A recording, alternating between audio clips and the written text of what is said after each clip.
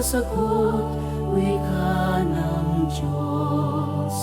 Sa gitna ng kanyang hirap, ako'y sasaklolo't magliligtas.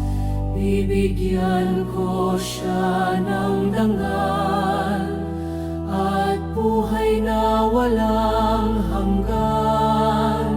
Ang nananahan sa lilim ng Diyos ay may tiwala at kapanatagan.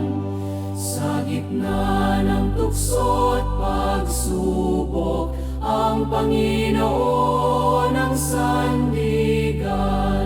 Sa lahat ng panganib at dilim, siya ang ating kaligtasan. Sa banal na panahon ng Kwaresma, kami tumatawag sa'yo. Dinggin